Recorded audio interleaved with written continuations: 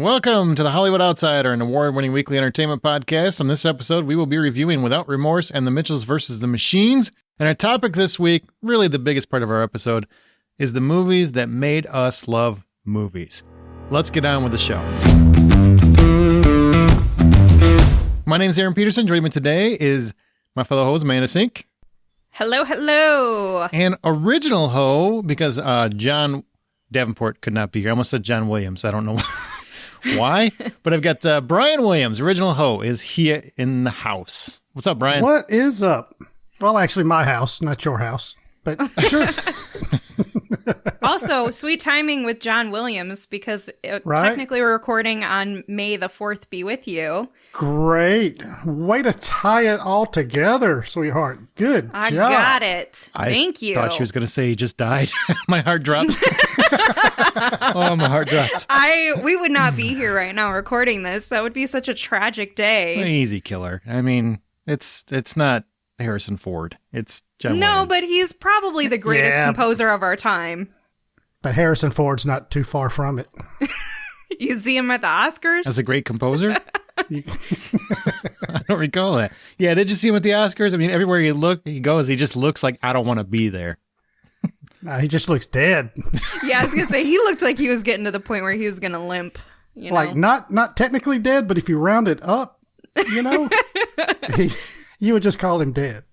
Yeah. But yeah, he's looking bad. Yeah, poor guy. Well, we just got, well, not just, I mean, it's been a week since the Oscars, but it was the lowest rated of all time, or as long as they can record. I think it was like 9.9 million viewers, and they've never had under 20 million. So much for streaming for the win, huh?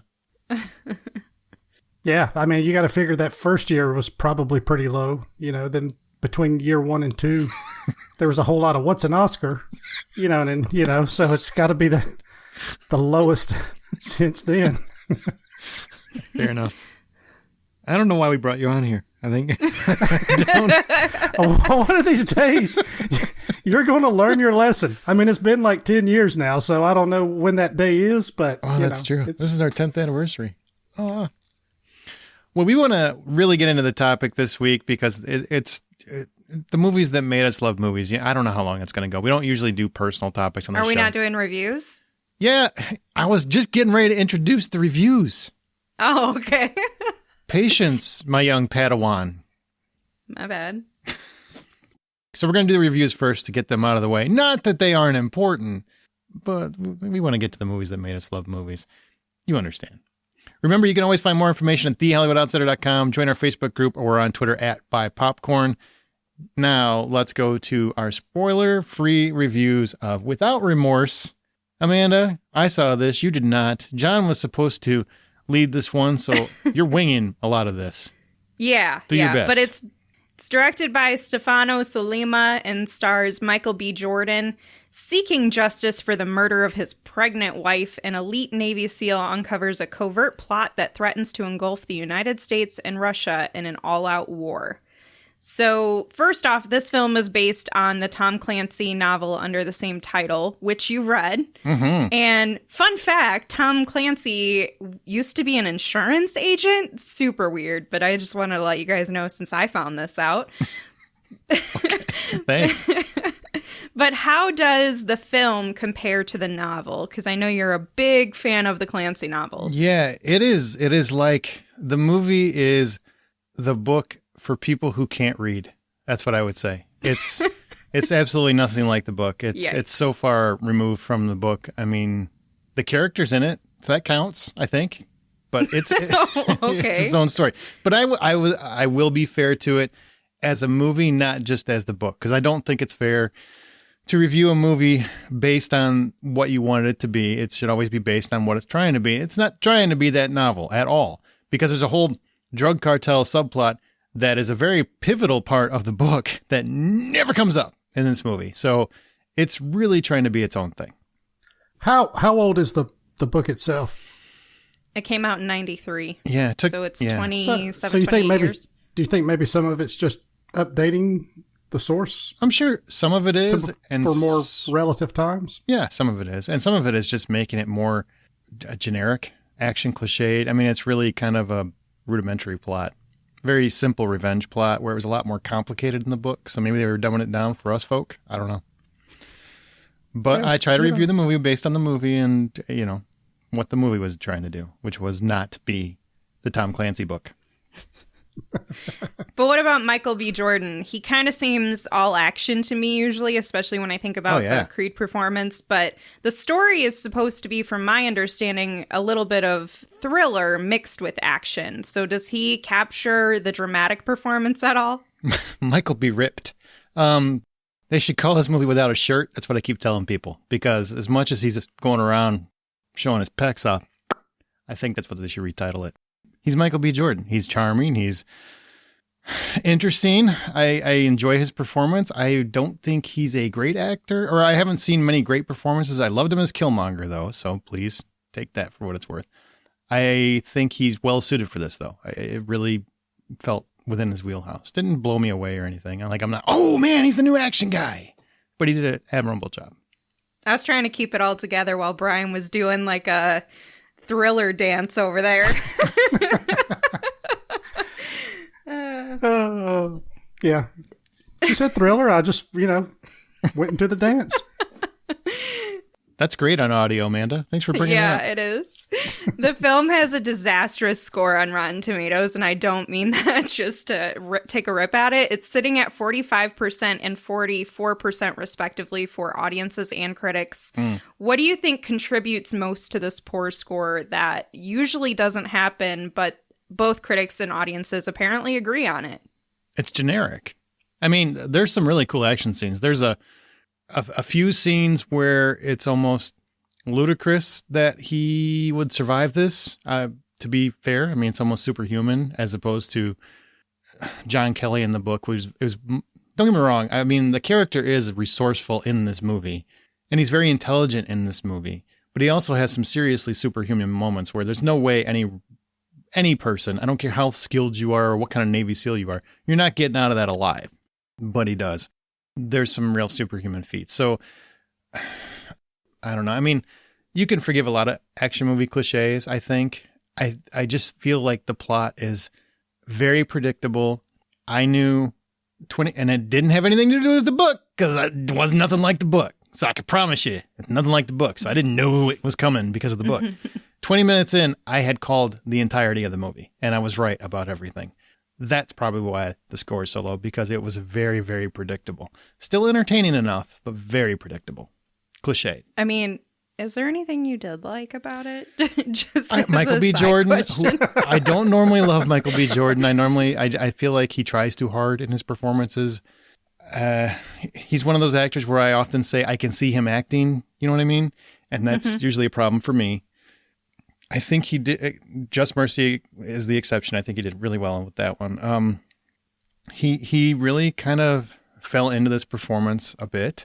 So I think that was something I enjoyed, but I didn't love. I just it's a movie I've seen 100 times before and I've seen better done because the story was better told. And it isn't because of I really don't think the book would translate to today. So it's not a matter of that. I just felt like when I can tell you everything that's going to happen in the movie, you're trying to make some things a surprise. They're very calculatedly trying to make some things surprising. And I'm not once surprised. I think that's a failure on the screenwriters. And one of the writers is Taylor Sheridan, who is a great frickin' writer. So I can't understand that. Yeah, that's bizarre. Someone else must have had some sort of oversight and changed some things. I think they're trying to set up for a franchise, which they do at the end. They're setting up for future, which if you have read the books, that's exciting because you know what comes next. I don't want to spoil that for anyone that wants to look into it. That got me excited. By the end of the movie, I'm like, all right, I want to see what happens here. And I haven't made note, but Jodie Turner-Smith is Karen Greer, who's the niece of Jim Greer. If you've read a Tom Clancy novel, you know who Jim Greer is.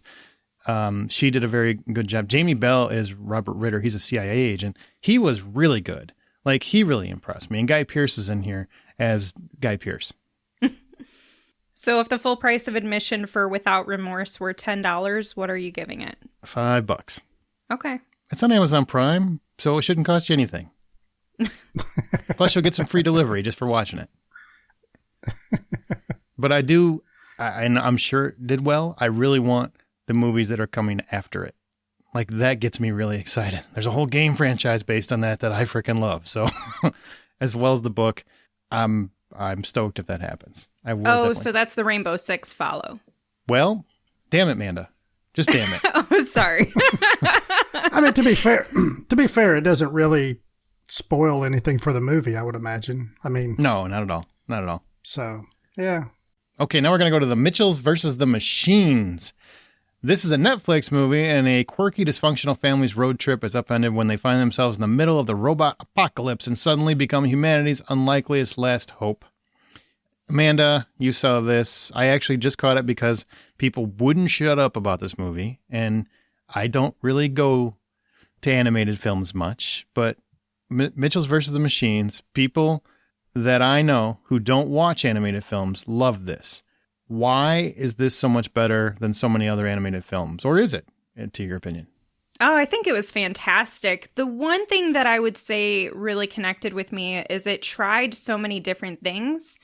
And it didn't try them just to see if they'd work. They knew what types of things would capture audiences, where there's a nice fun adventure, there is a sci-fi element, there's a family element where there's a little bit of disconnect between two individuals in the family, and so they're kind of struggling to mend their relationship, which is the purpose of this story. And I think a lot of parents and teenagers or adults who were teenagers can resonate and connect with what these characters are going through.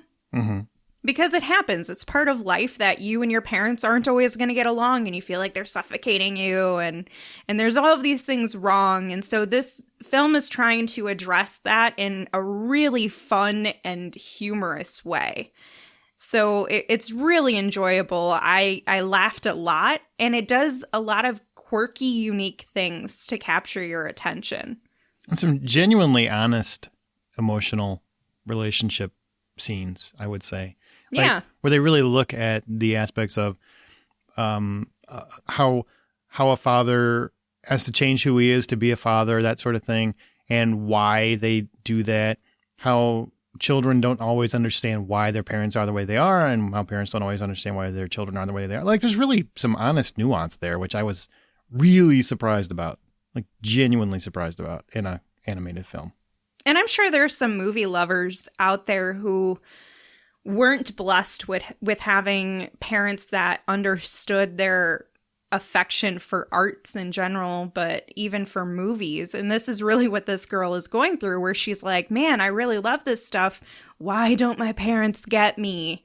And by the end of the film, I think everybody starts to realize that it's not about what your interests are. It's about understanding why people are interested in the things they're interested in. Yeah. You don't have to love them. You don't have to like them yourself, but you can begin to understand people when you understand the things that they care about.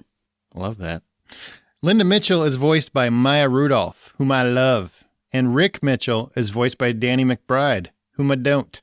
So I just wanted that on record. It really has nothing to do with the question I'm going to ask. So how's the voice cast with those guys and Eric and Andre, Olivia Colman, John Legend, Chrissy Teigen, and a whole lot more? How'd you like the voice cast in this one? Did the fact that they were famous voices throw you off, or they all fit really well? No, I would say the only one that really stood out to me was Maya Rudolph. And partly because of her voice, but also because her character looked like her in some ways. Like, I could see the familiarities. Other than that, nobody else really stood out to me, not even Danny McBride. Now, you probably have like something embedded into your core that like has a trigger when you hear his voice. Yeah, it goes like that in the back of my head. I don't have that same reaction, but I also don't feel like his voice was as stereotypical Danny McBride as it traditionally is. Do you disagree or agree? I was wonderfully surprised because he disappeared into the character. He actually became a character that wasn't just Danny McBride. So I actually was pleasantly surprised with his performance, honestly, to be completely fair. Yeah. And that's as fair as I'm going to get to the guy. It was nice to see him stretch beyond his... I would actually like to see that kind of performance in a film where he's not just being the blowhard buffoon, where he's actually trying to play a real character. I think that could be... And somebody's going to scream one movie that he did that no one saw where he did that. I didn't see that. Every movie I see him, he's the same guy. I think he's obviously capable of it. I know he's a talented writer. I would just like to see that happen. I would like to see it on film. Maya Rudolph is great in everything. Like literally everything.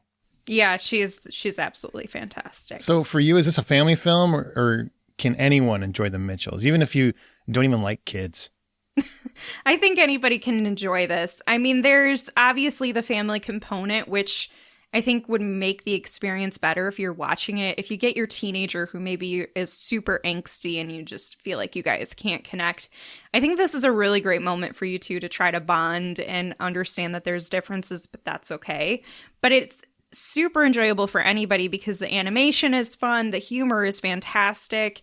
If you're a fan of Gravity Falls, you'll probably enjoy this because Alex Hirsch is a part of it, who is the writer and actor for Gravity Falls. But there's just so much goodness that comes from it. And at no point did I feel like it was poorly paced, it was badly acted, that the story was meandering. Like, I enjoyed everything about it. It was really well done.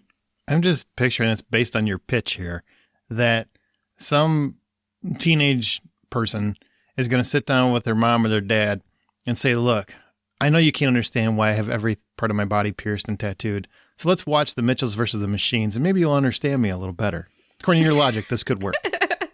I mean, I don't know about that, but I think that's the way I understood it, man. I'm pretty sure that would clear up any confusion. They'd be, I get it now. I get it.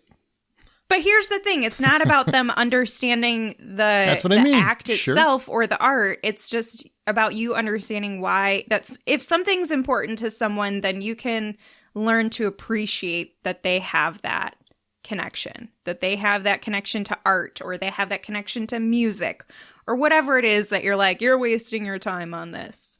There's a reason for it, and it gives them purpose. And I think that's beautiful. I think this connection to movies is a great transition to our topic. So if you could give $10, if the full price of admission was $10, what would you give this one? I'd give it $7.50. Okay, and it's on Netflix now, so go check it out, y'all.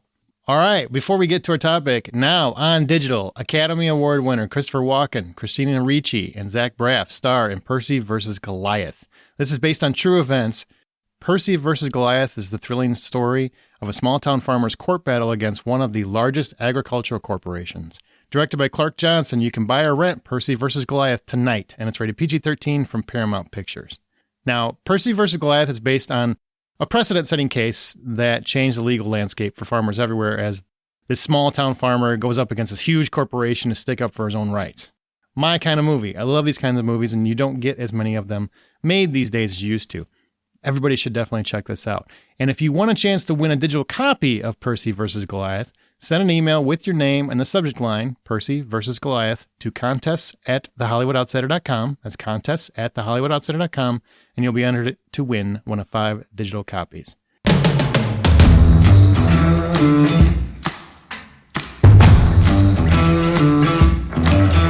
All right, we are at our From the Outside In topic. Now, this is going to be a pretty open discussion, and we're going to talk about the movies that made us love movies. And I want you to think about it like as a kid, or whenever that passion was that took hold for you.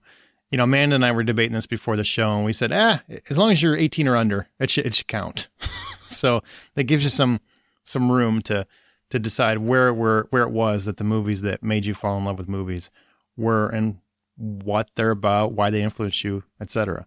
So Brian, you know, you haven't had to talk basically since we started the show. So let's start with you. And I know you came in, you know, Brian literally came in last minute to this episode. So he's winging it, but I know he knows his movie. So yeah. What was the first movie that comes to mind when you think about a movie that made you fall in love with movies?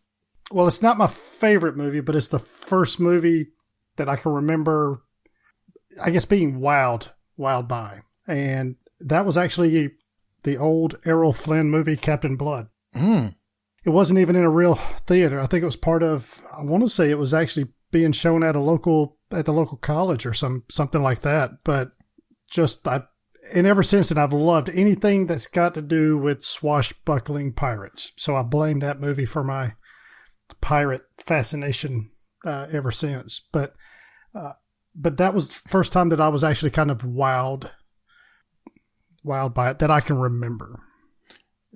Speaking to that, since you brought up your love for pirates, are you okay with the kind of goofy, kind of comical pirates, kind of like the latter Pirates of the Caribbean movies and other comedies that there have been? Or do you prefer the swashbuckler, straightforward hero/rebel?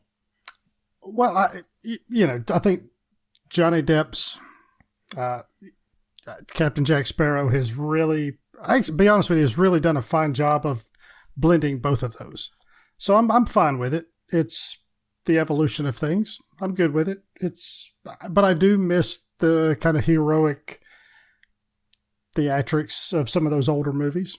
But yeah, any problems I have with Pirates of the Caribbean isn't so much because the lead pirate is not heroic enough, or maybe he's a little too cheeky.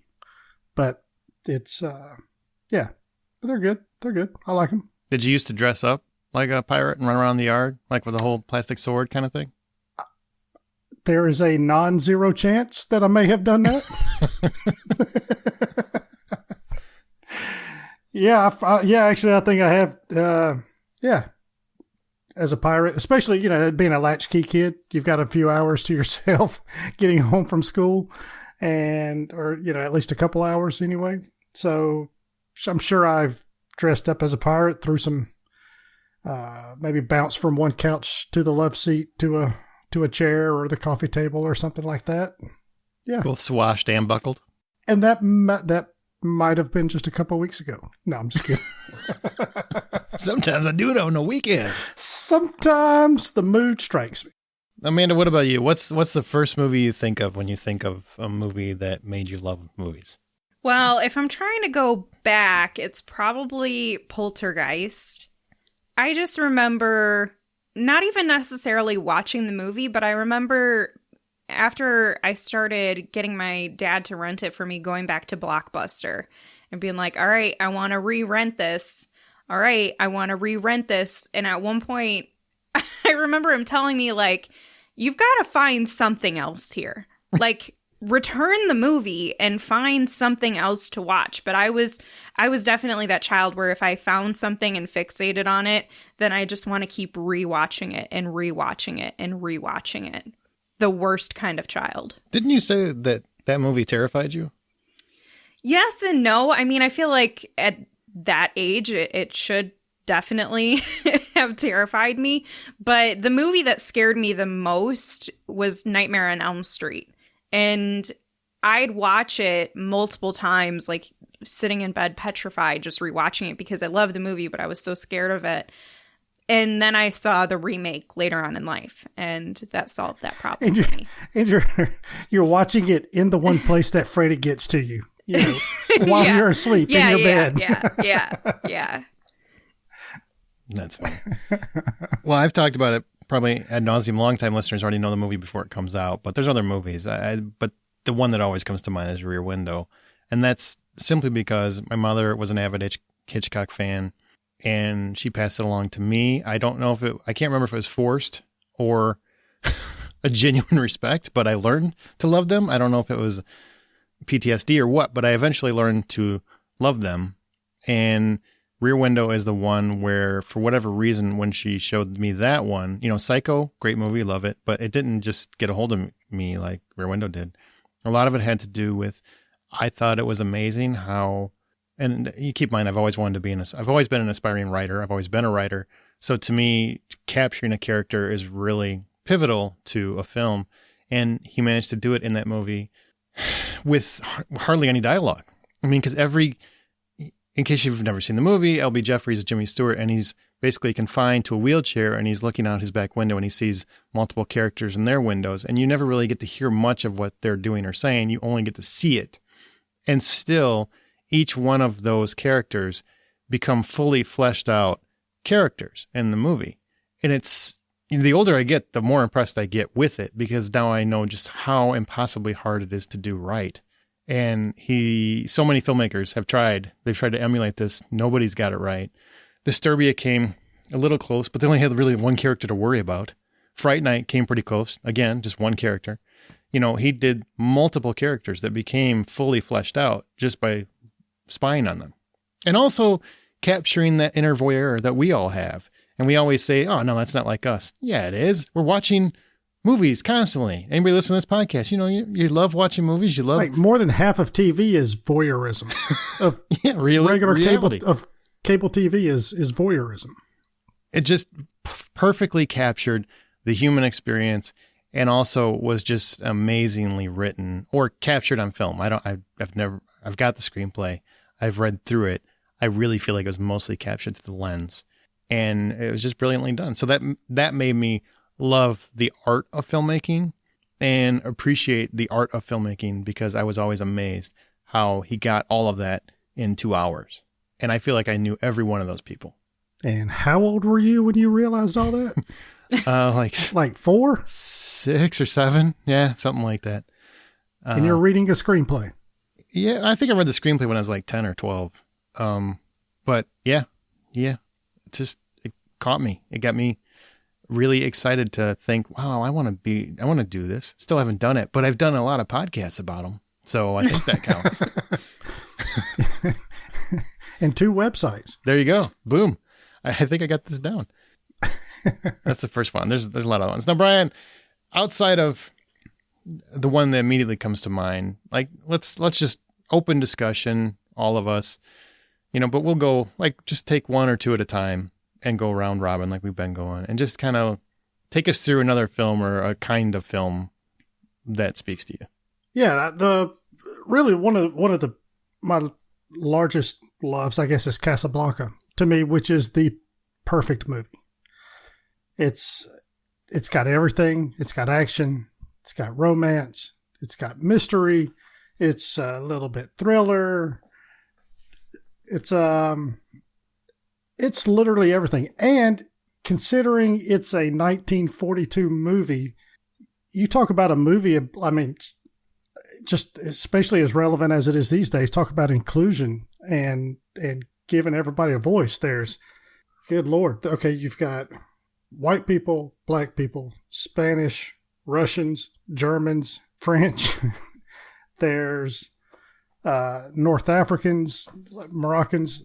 There's just they're all represented, and represented pretty accurately. Not in the stereotypical Hollywood sense. Stereotypical, right? Just making somebody look like they're Chinese or something like that. So no, they're authentic people. So it's a very smart movie, and it's perfect. And I think it's one of the first movies, and I think that's why it's still highly regarded. It's one of those first movies that didn't have the ending you think it should have had. Because you want them to end up together. Yeah, of course you do. Which is, really weird that this guy who's married to this woman, to the lead actress, doesn't really seem to mind that her ex-boyfriend that she met while they were still technically married is, she's running off to meet him occasionally. So it's just, he's oddly cool with that, so it's maybe perfect isn't the best word for it, but, yeah, there's a few question marks raised there, but there's overall, a guy who's very overconfident, I would say. Right. I think you're misjudging how the allure of Humphrey Bogart right now, buddy. Right, exactly. If Humphrey Bogart doesn't scare me, yeah, you know what? I'm pretty confident in myself, so I know what I'm bringing to the game. That's a beautiful movie. I didn't see that one entirely until I was a little older, probably in my 20s, I want to say. My mom had me watch it because she loved old films. So we watched a lot of them, but I never watched the whole movie. I made it through Gone with the Wind, but I never made it through the whole entirety of Casablanca until I was in my 20s. Sad to say. And as far as the influence it's had on pop culture, there's probably a dozen lines through that movie that people say to this day that probably have never even seen the movie and even realize that it's what it's, where it comes from. Play it again, Sam. This is the beginning of a beautiful friendship. Yeah. Mm-hmm. I'm shocked. Anyway. All right, Amanda, next. Yeah, another one? Oh, I've got a long list. Let's do one or two at a time. I've got a couple for this one. Okay. So these are a couple that probably should have scared me, but thankfully I had a good influence growing up that would show me scary movies when I was really, really young, but would also show me the kind of more behind the scenes. So I wasn't seeing it as like a 6 or 7-year-old and then being like, oh my God, this is real. It wasn't. So I knew that going into it. And I became obsessed with Scream. Oh, that's a documentary. That's a documentary. I don't know if you heard. Absolutely. Yeah. Absolutely. Yeah. And then I really enjoyed Halloween. Like, these are some of the movies. I've got obviously a trend going on about scary movies. The first, 5 I've mentioned now, 4 are all scary movies. And so that kind of really started things for me where I was like, oh, this is really creative and inventive and interesting the way that it changes your emotions. And of course, I didn't think about it that deeply, but I enjoyed it for that purpose. Which one would you say would you say Halloween is more scary than Scream? Scream is more entertaining, or are you actually scared when you watch Scream? Or when you first watched Scream, I guess. Yeah, I wasn't really scared of either of them. However, I did have a reoccurring quote unquote nightmare about Scream. So I'm trying to phrase this right. So when I would watch the movie, I wasn't like, oh my God, I'm terrified. There were a couple moments where I was like, but when I would go to sleep, I would have occasionally for some time after, because of course I would rewatch it. And I would have this dream. I had a bunk bed at one point, and I would sleep on the top bunk bed. And I had this reoccurring dream for some time that there were a bunch of ghost faces that came into my room, and I can still visualize this dream. And so I'm in this small room, the lights are off, and I can just see their faces like kind of light up around the bed, but there's a bunch of them, like probably like 7 in this small room. Cult. Like That's a cult. Just so we're clear. Approaching this bunk bed. And that was kind of like my dream then transitioned into something super, super weird. But I had this reoccurring dream about these ghost faces like coming to my bed. And I have no idea what it was about, but it's obviously something I thought about into my sleep. I am so going to make this happen. Next time. Somehow. Somehow you're going to get me in a bunk bed and I'm going to wake up to like 7 ghost faces. Right, yeah, the bunk bed, that's not so much the important part. But yeah, making sure that you're asleep and we get 7 to 10 people with ghost face masks, just going, hey, wake up. And you wake up and there are all of us there. I probably would be awesome. Terrified at that point, like waking up to a bunch of people in my room. I think I would too. Because I've seen how that movie plays out. Everybody dies. Everybody dies. That's funny. I've got. I'm gonna go kind of for mine. I'm gonna switch. I'm gonna go by category, I guess. For horror, there's 3 movies that were pivotal to my love for horror films. And I'll be succinct, but I just want to cover them. So Jaws is one. I literally was so terrified. My mother took me to see that in the theater. Goddamn her.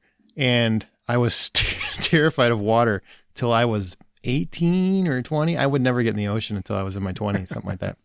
So you ruined vacations? She ruined it. I didn't do anything. She ruined vacations. And I remember she took me to Florida for... I don't remember what it was. I was for my birthday or for just vacation. And I was like 12 or 13, 14, whatever I was. And she couldn't drag me into the water. She took me to the beach and couldn't drag me into the water. I was kicking and screaming. And like, I imagine basically if you go to YouTube and watch any Walmart video of some kid throwing a fit, I was that kid on a beach because she couldn't drag me into the water. And it was her fault. It was completely her fault. So I hope she understands that. Jaws worked for me completely. So that one.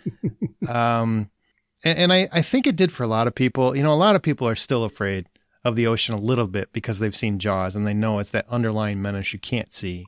But you could be horsing around with, like, in a swimming pool with somebody. Yeah, you can. Yeah. Right. As a kid, and your dad or a friend or something like that, they start going, da, da, da, and your anxiety level ramps up about 3 notches. There's no shark in the pool. Mm-hmm. But they start going, but you don't know what's about to happen. Yep. That's true. And you just start getting out. I don't care what you whatever you're about to do is not good. So I'm getting out of here. It's still my buddy Dennis, who I've known since I was 5, so he's well aware of my early goings of how I couldn't get in the water. Like, he always thought that was all your friends that know your fears love to exploit your fears, as Brian just alluded to with Ghostface. So if we go on vacation and we happen to be in the ocean at the same time, he always does the and like, dude, it's not fun. And he's not a big movie guy, so he always gets it kind of wrong, and it still works. Like, he never gets the beats right, but it still works. Like, that's how you don't even have to nail it. You just got to be close. And you know what he's doing. Oh, yeah. Childhood trauma. Other one is Evil Dead, which is a movie I absolutely love, but it really, really is one of the very, very few movies that has ever scared me. And it's probably because it was one of those. Now, Amanda, you weren't around during this time, so you wouldn't know this. But Brian, I think you'll probably understand what I'm saying. Evil Dead was one of those movies where everybody talked about it, but you couldn't. It was hard to get it first. So yeah, it was one of those where you knew it was supposed to be really terrifying, but you hadn't seen it, so you didn't know what to expect. And so you finally hunt down a copy. Well, my mom finally got me a copy, or her friend Greg got a copy. I remember that, and let me watch it, and it was absolutely terrifying. It turned the lights out, and it was at that time, nothing like that had ever been done, in my opinion, that I had ever seen. It was just the camera work. It was a combination of this demonic presence that you could never escape. You did everything you could, and you just couldn't get away. A lady got raped by a tree. That was messed up. There's a lot of weird stuff that happens in that movie that terrified me. And still to this day, if I watch that one, I can still get a little creeped out from it. I never get scared anymore, but I sure the hell did when I was a kid. Did you see that one when it came out, Brian? I remember watching it. It was spending the night at a friend's house. There was about 3 or 4 of us. We had about, I don't know, 5 or 6 VHS, rentals. And yeah, I just remember being on the floor. We had a couple of like sleeping, number of like sleeping bags and stuff, just kind of pallets, little, in case we of course we inevitably just crashed in the middle of the floor. But yeah, that's how I remember seeing it for the first time. And it's scary movies are better with people. It's you feed off of each other's fear and anxiety and tension and all that stuff. Mm-hmm. And if I know that somebody else is getting ramped up, I don't want to say it. I mean, I guess it fuels mine a little bit. So, but yeah, that's, and that was just of course I was, I don't know what, 10, 11, something like that, seeing it. So being able to process some of this stuff just wasn't, just wasn't possible, I guess. I don't know at the time, but yeah, it was weird just in the sense that it was different. And like, you had no idea what was about to happen, but we had fun with it. Oh yeah, it was fun with a group. It definitely was not fun by yourself. I can tell you that. It was, a little terrifying. I'm kind of curious, Amanda, because you saw it obviously long after we did, but you've seen the movie. Mm-hmm. Does it have the same effect for you, or is it more like, I don't get why people are afraid of this thing because it's so much older? I can see. I can understand why people would have been scared of it during its time, but obviously in this podcast, I'm going to be aging myself quite a bit. So you're almost 30. You're not like a young pup, so it's yeah. Don't say that. I don't want to be almost 30 either. But it's going to happen. It's going to happen, and it's coming fast. Yeah, yes, it is. Yes, it is. But it's one of those things where you can recognize why it would have scared people, but because of advancements in film and your own experiences, and I think to Brian's point, if you're watching it alone or not with like a large group of people, that changes your experience and the anticipation of the film.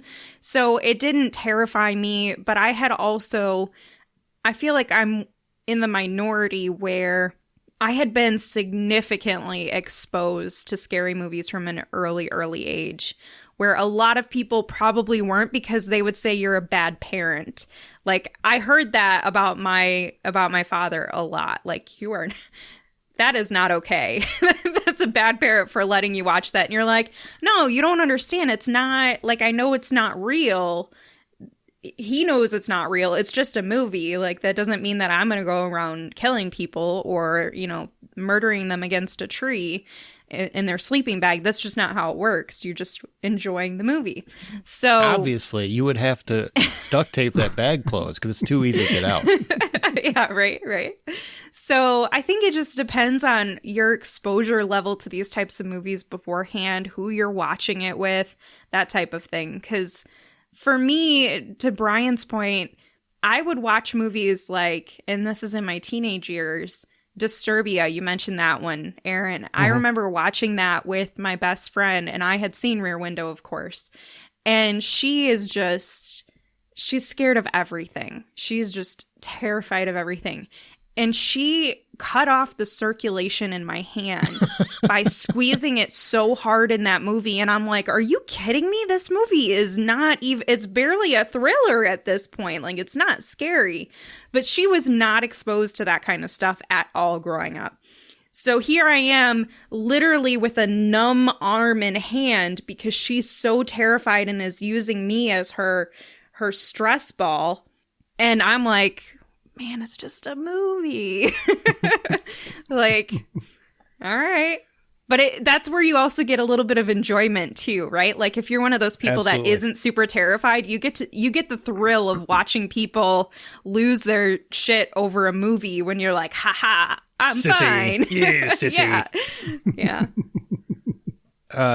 Speaking of parents that weren't great parents. So for my mom basically ruined my childhood, I think. She made me terrified of a few things. But she also... She made you stronger. Built character. Sure with did. Trauma. She was very instrumental in my love of film, especially horror. My mom loved horror movies as well as your dad. And she would take me to horror movies all the time. But the first drive-in I remember going to was Friday the 13th. And she took me on my birthday. I was 7 years old. If you want, go Google it. You can do the math. You can figure out how old I am. And, the movie had been out, I think, like a month and a half or something like that. But it was at the drive-in. So it was my first drive-in experience that I can ever remember. And all I remember doing is running up and down to every car I could saying, today's my birthday, Friday the 13th. It's my birthday because it's also Friday the 13th. And my mom thought that was the cutest thing, and nobody else did.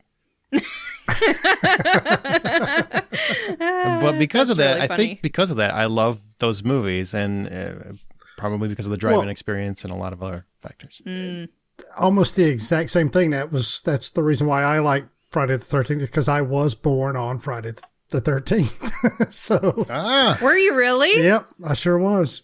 Which probably explains a lot, but but yeah, it was. So anytime my birthday was on Friday the 13th, it always made it a little bit special. But yeah, that was always a little connection I had with it as well. And makes it a little cooler, doesn't it? Yeah, it does. It does. I was just left with Flag Day. It's a holiday on your calendar, damn it. Is it though? It counts. I feel like Thor. Is it though? Yeah. All right, back to you, Brian. Give us another movie that made you love movies. Or movies. Oh God. There was a movie, and I've got a bunch of random stuff. There was a movie, speaking of Jaws, Orca was a big influence. I remember Orca. Yeah. I love that movie. And it's so bad. So bad. We want to be Jaws so bad. I think Bo Derek is going to make it every time I see her slide down the floating houseboat dock thing, whatever it is. And, Richard Harris I like. I think it's probably one of the movie I became a Richard Harris fan from, because it would always play, I think, on like TBS or WGN. Yeah, it was on a lot. Quite a bit as in our childhoods. So it was just probably by, sheer inundation with it that I just became a fan. But that one stuck with me. Another one that was very similar because it got a lot of playtime on the couple of cable channels that you got as back in the day was The Island of Dr. Moreau. That was the original, not the original. Not right, Val Kilmer. Right. The one for no, not that one. Which there's a tragically funny documentary about that one as well, about how bad the production went. But the original with Burt Lancaster and the guy from who was the guy from Logan's Run? Michael York. Yes. Yep. So that had a big thing. Just the imagination with that, especially at the time. Of course, special prosthetic effects weren't really a big thing, but here's all these kind of half pig people, half tiger people, and half hyenas, and all kinds of crossbreeding of all these animals and people, and it just sparked my imagination as a kid. Don't you love those weird ones that you would find on random TV? The kids today don't know what they're missing. Nope. You didn't have that where you had a few channels. Maybe you're lucky if you got cable, so you've got like 15 channels at that point or whatever the number was. Right.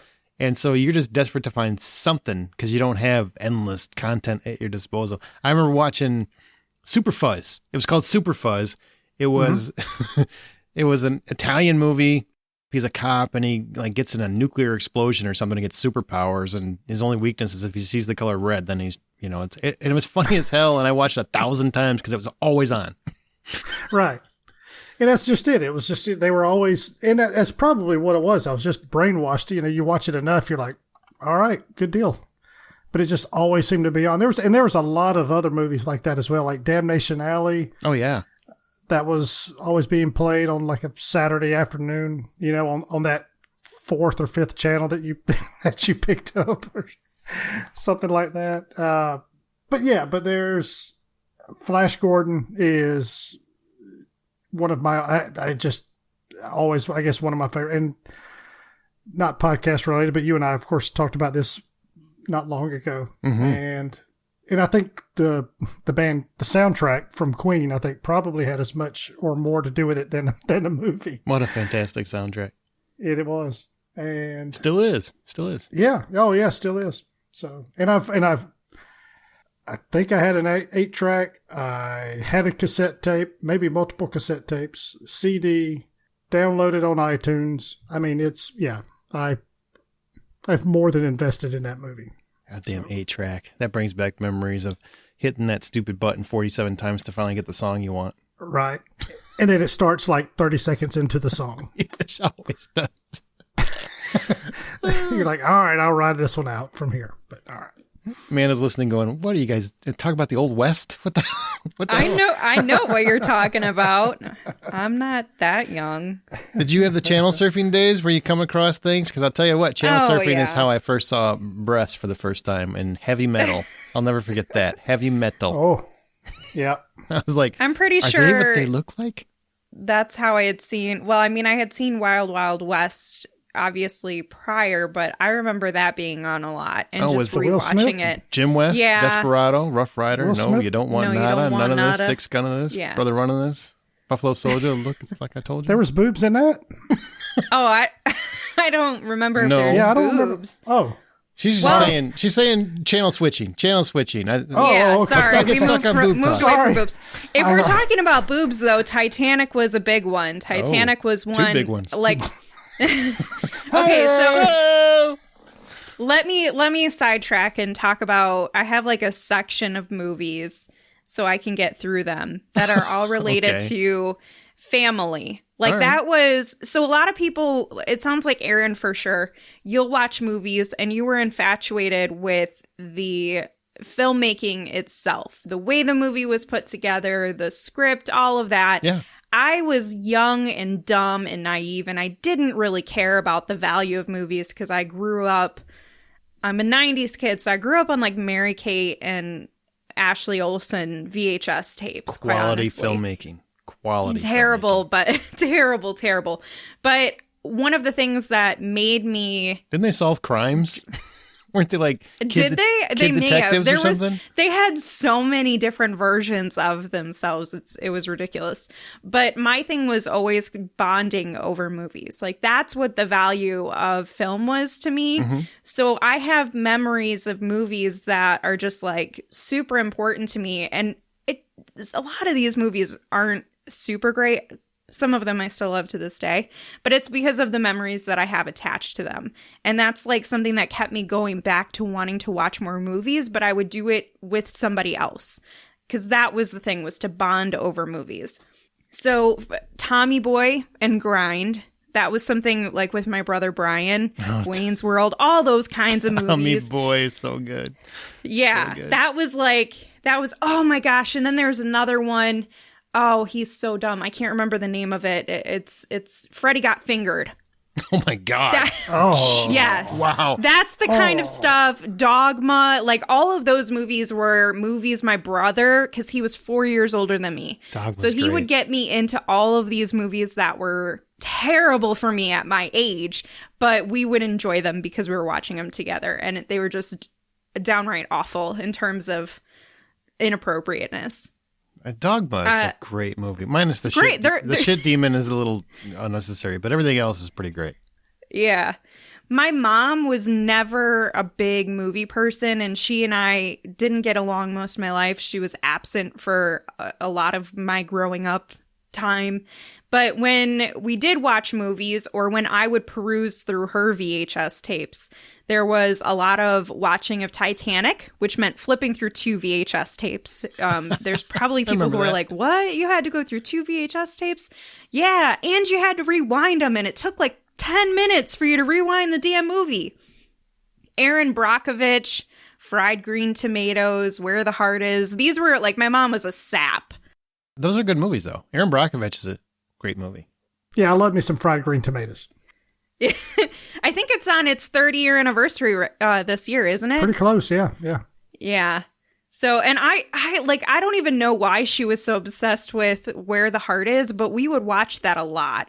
I mean, it's kind of sad, like this Natalie Portman is having a baby in a Walmart, and she's like stuck in there, and her life is really sad, but we'd watch that a lot. This could happen to you. Yeah, right. This is my lesson in life. This is why you don't kiss anybody for like the next 20 years. Yeah. I remember when I first saw Gothica, I had seen it with my grandma. I think I was spending the summer over there. So she and I were just like, we'd always try to find different stuff to watch. And I became obsessed with this movie. Like, I had a very questionable obsession with this movie. I have no idea why. I just thought it was so interesting. And she had a jacuzzi. And because I was little, I pretended it was like my pool. So I would there's a scene in Gothica where she's trying to hide. And so she dips down in the pool and she's like trying to hold her breath as long as she can. And then once she sees the ghost in the water, she screams underwater up until she gets above the water. And I did that probably every single day for an entire summer after we rewatched the movie. For whatever reason, I was drawn to it. She couldn't say no to my adorable face to rewatching it. And so that became like a favorite of mine. Like, I still love this movie. I think it's a good movie, but I will abstain. I'll let you have this one. Yeah. Thank you. We'll just walk right by. Just the last two in my family section are Big Daddy and The Crow. Both of these are movies that I bonded with my dad watching just because he enjoyed them, but also because for whatever reason, I don't know what this says about him as a parent, but he reminded me of Adam Sandler and Big Daddy, like a lot. Let you pee on the bed a lot. The ineptitude, especially the humor. Like, to be very honest, like the humor was very much so like my dad, and so that was always something that connected on that. But I remember I loved The Crow so much. I got so invested with it. And I had paid for a $50 hoodie from Hot Topic back when Hot Topic wasn't super popular. Wow. And I guess just whatever. And my mom thought it was demonic. She was, like I said, she's very anti-movie. So she very rarely saw any of the stuff. But she thought that The Crow was demonic. So she took it, never told me about it, and threw it away. And didn't admit to throwing it away until years later. But I was so obsessed with this movie. She threw wait, she threw it away? She threw it That's away. messed She didn't up, man. donate it. This is money that I had earned from babysitting. Oh, that's like I messed worked up. for this money. Yeah. I think Mom And- owes you a hoodie. $50 hoodie. It was crazy. But that was a movie where I was like, oh, you could feel the dread and the sympathy for his character. And then obviously once you know that he died making it, it makes it all the more intense. And the soundtrack was fantastic in that movie. That was a great soundtrack. So yeah, there were a lot of connections. So that's a big chunk of movies that have a place in my heart and kept me going with my love for movies. I'm going to piggyback because both you and Brian mentioned music. So I'm going to mention some that like I love because of the soundtracks. And I can't really say, well, some of them I think you'll understand, but The Lost Boys and Purple Rain are two that I think are pretty well. Aren't those great soundtracks? Like both of those are Yeah, fantastic for sure. soundtracks. If you remember, just if I may, if you remember one of those South by trips, we started out the morning with the In Excess with Jimmy Barnes. Yeah, good times. Good times. Yep. You know, I do remember that. screaming down the road at like 85 miles an hour. Gonna have a good time. Good time tonight. Yeah. Rock and roll music on the play all day. I don't remember how sober we were, but yeah. Yeah, Probably not very. Probably not. It was morning, but he had his run. I had my oatmeal. We were good. That both of those soundtracks and In Excess to this day is one of my favorite bands. Saw them in concert once, just amazing to see. And I can't hear the bridge or I can't hear the opening without, honestly, just like Brian was explaining, like I can't not get excited. Mm-hmm. I can't not get excited. I just get giddy, like dun, dun, dun, dun, dun, That smile comes up and your head. Yep. Oh, man. Yep. There's just something about it. And Purple Rain was just fantastic music that connected with the movie. You know, Lost Boys was the soundtrack. I really dug the music. Purple Rain was one where I could, even though I didn't even really like the movie that much, it made me think of the best parts of the movie when I'm watching it. Right. And also it's just great music. I mean, I still think Darling Nikki's a fantastic song that no one ever talks about because it's basically just about humping. And I don't know, I just like it. But then there's a couple other soundtracks. Now, I've talked about it before. I grew up in a poor neighborhood and whatnot. New Jack City was very much the music that I grew up on. So and that one came out roughly when I was like 18. So that was kind of like my whole childhood coming together in one soundtrack. And, you know, I can still sing every song word to word. Nobody wants to hear it, but I can. I mean, if Ice-T was right here, I'd do it for him. I would perform for him. I love that soundtrack. I'm not going to. Too many chances of offending somebody. But also two other ones. Band of the Hand is a movie that is so 80s. I mean, even you go look at the cover for it and it's 80s. I love the soundtrack and I don't know why. Bob Dylan does one of the songs and it's a great song, but the cover. But it's one of those where it just feels like if I hear the soundtrack, I can see the movie, even though I think I'm the only one that ever saw the movie. It was. What was that? Was that like Bart Connor or something like that? It was Paul Michael. One of those 80s gymnasts that became a movie like Jim sensation Cotta. Jim Cotta. It was actually Stephen Lang's in it. That was like one of his first big movies, and it feels very Michael Mann. I think he was probably a producer, but it was directed by Paul Michael Glaser, you know, from Starsky and Hutch. Mm-hmm. And I think he also did Running Man, if I'm not mistaken. And this was a group of kind of teenage outcasts and rebels. So it very much hit me, obviously. That's how I was, you know, as a teenager. And they're basically trained by Stephen Lang to be this kind of, I don't want to say a fighting force, but like crime fighting team, so to speak, to work together as a team to take down drug kingpins and whatnot.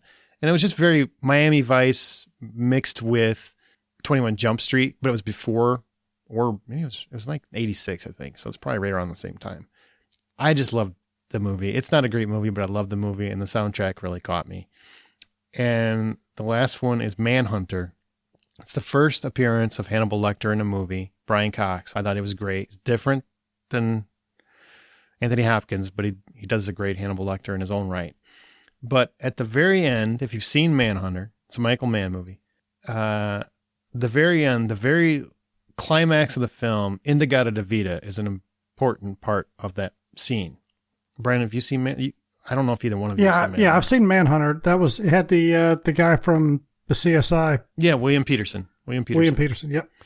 And yep. That climax, I probably rewound that because it was on videotape, like Amanda said. I rewound that and played it so many times. I still to this day can't tell you what the hell Indigata de Vita is about. I have no idea.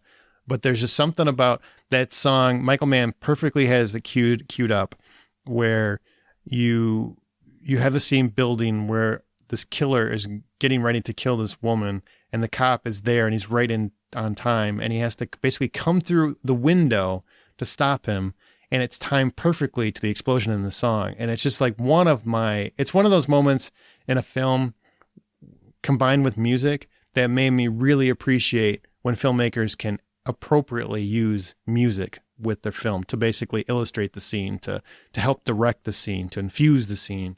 That one works for me every time. And every time, if it comes on TV and I'm even like within half an hour of that scene, it's a remote drop. My remote hits the ground. I'm like, I can't leave. I got to wait for the end of Indigata de Vita. I just got to wait. I knew the name Band of the Hand, so I had to Google it while you were pontificating. Sorry about that. No, you're it's fine. It's one of those, I knew the title, and even after Googling it, I'm like, I haven't seen this movie, but so much of it looks familiar. And one of the pictures I came across is Lawrence Fishburne is in it, and he looks just like Will Smith. Yeah. It's hilarious. Yeah, it was long time ago.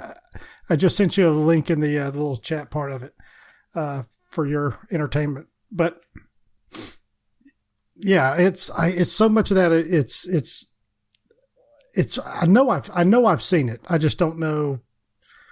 Yeah, I just don't remember it.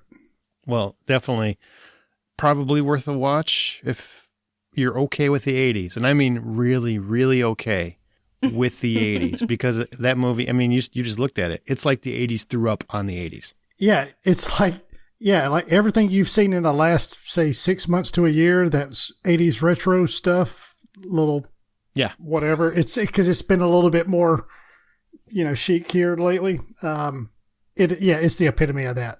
Yeah, absolutely. Even the clothes are so 80s. It's pretty hysterical. It's really, really hysterical. All right.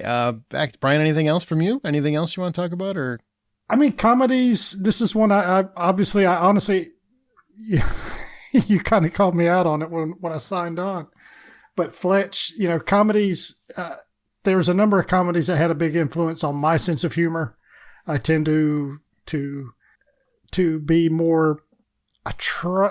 Maybe not always try, but I try to slip stuff in.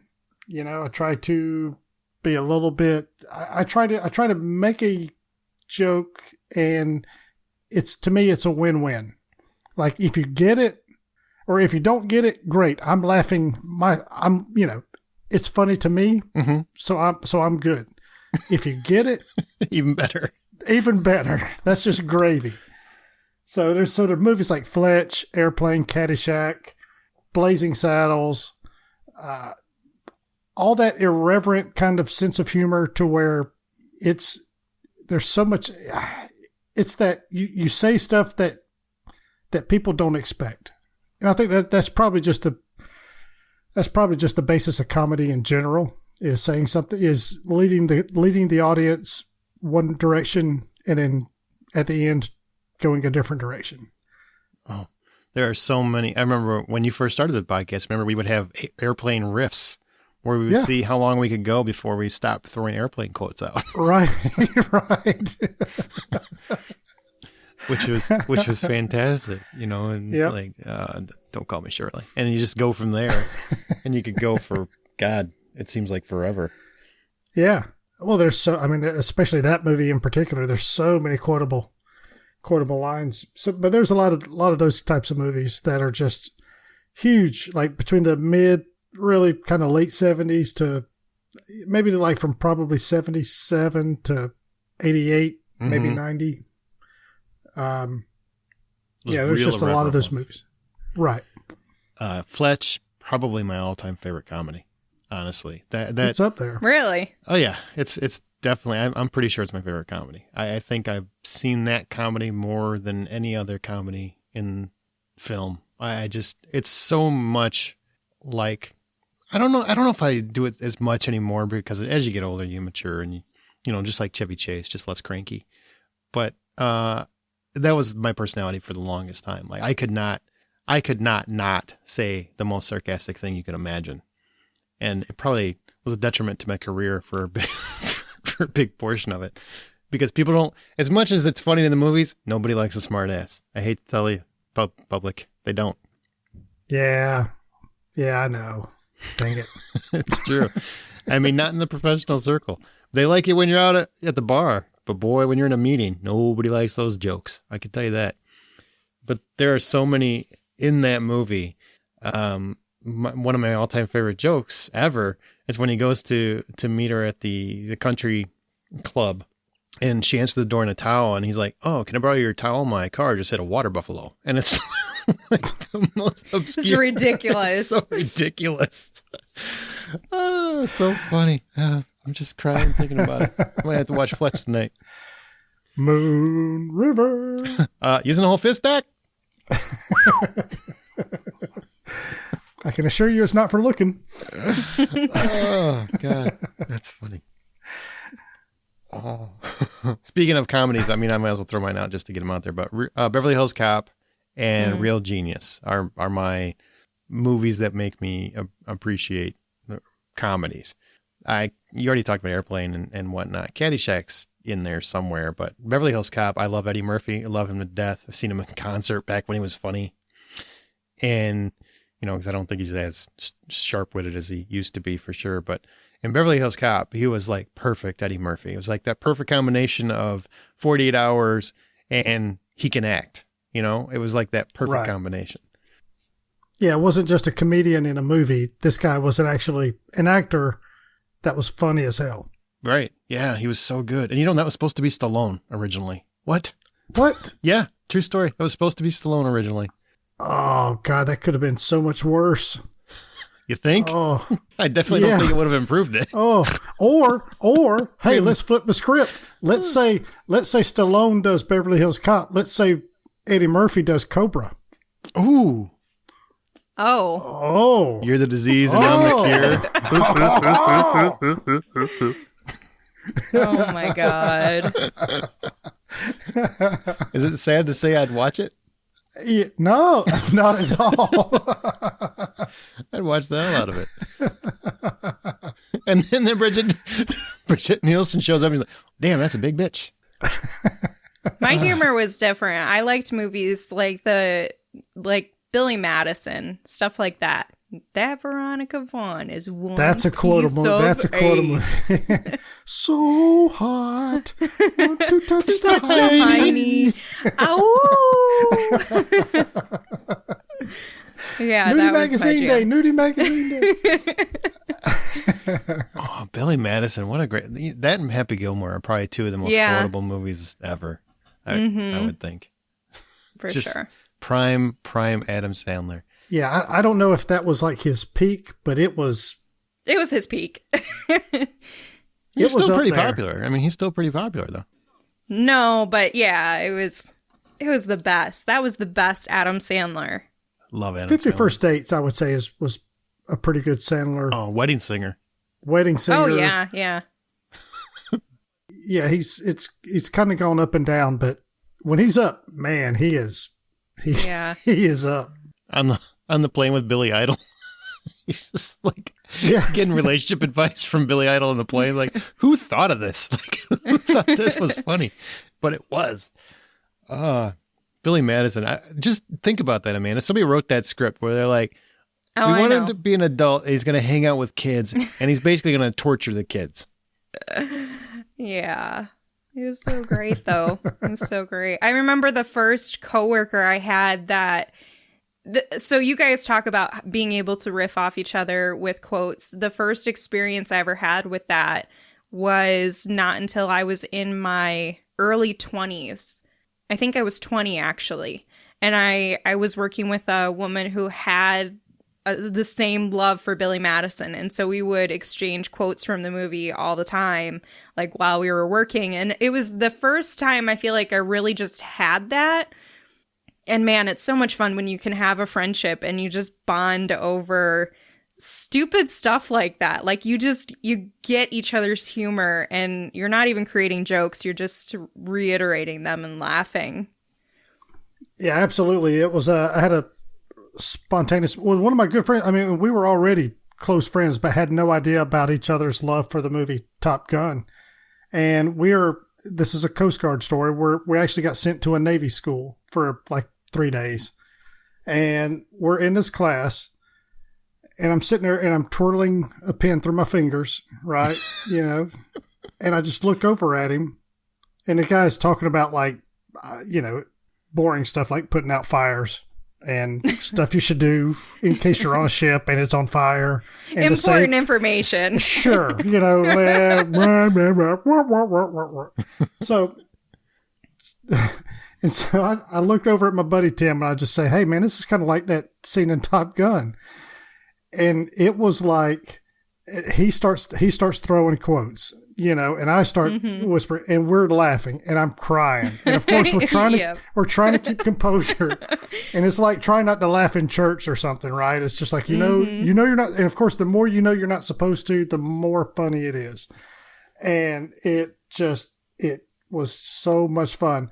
And then finally the instructor was just like, all right, yeah, let's take a 10-minute break and we'll get back to blah, blah, blah, blah, blah.